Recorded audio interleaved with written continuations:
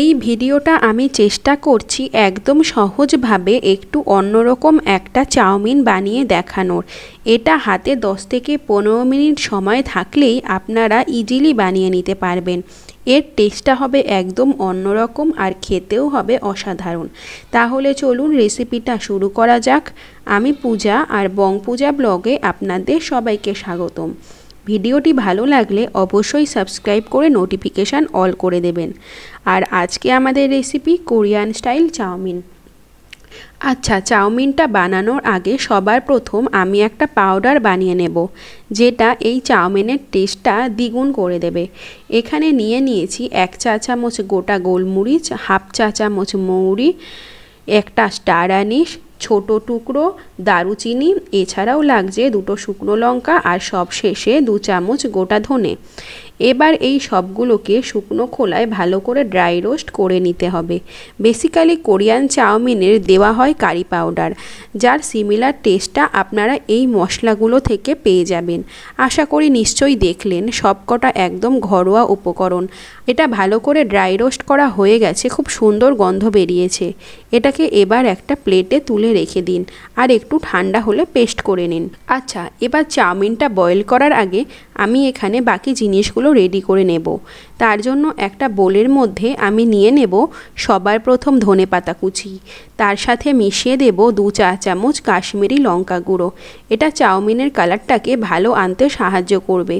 এবার এখানে একটা ফ্রাইং প্যান নিয়ে তাতে তেল দিয়ে দেব। গরম হয়ে গেলে তাতে দিয়ে দিতে হবে কুচিয়ে রাখা পেঁয়াজটা। ফ্লেমটাকে লো রেখে ততক্ষণ ভাজতে থাকুন যতক্ষণ না কাঁচা গন্ধটা চলে যাচ্ছে। খুব বেশি যে লাল করে ভাজতে হবে তা কিন্তু নয়। পেঁয়াজটা একটু নরম হয়ে গেলেই সেই সময় দিয়ে দিতে হবে 2 চা চামচ রসুন কুচি আর 1 চা চামচ আদা কুচি। এবার একবার কিছুক্ষণ ভেজে নিতে হবে যতক্ষণ না কাঁচা গন্ধটা চলে যাচ্ছে। খুব বেশি হলে 1.5 থেকে 2 মিনিট লাগবে এটা ভালোভাবে কুক হতে। আর যখনই দেখবেন এটা একদম পারফেক্টলি কুক হয়ে গেছে, একদম ডাইরেক্টলি দিয়ে দিন ধনেপাতা আর লঙ্কা গুঁড়োর মধ্যে, যেটা আমরা আগে থেকে মিশিয়ে রেখেছিলাম। এবার এটাকে ভালো করে মিশিয়ে আপনাদের মিক্সচার একদম পারফেক্টলি রেডি।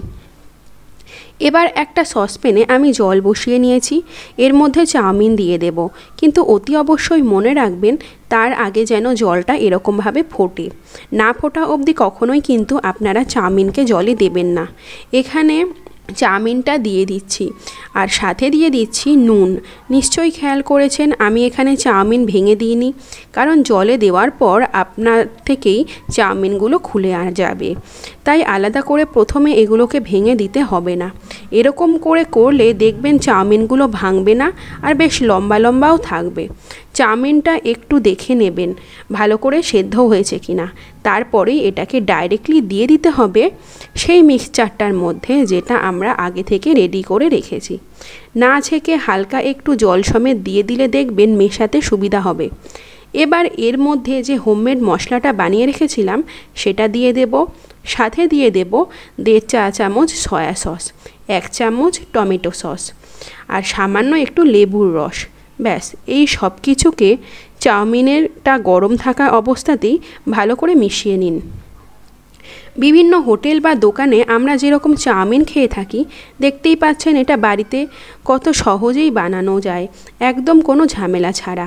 আর কম সময়ে আপনারা এটা বানিয়ে নিতে পারবেন। চাইলে আপনারা এর মধ্যে ডিম, চিকেন বা ভেজিটেবল অ্যাড করতে পারেন।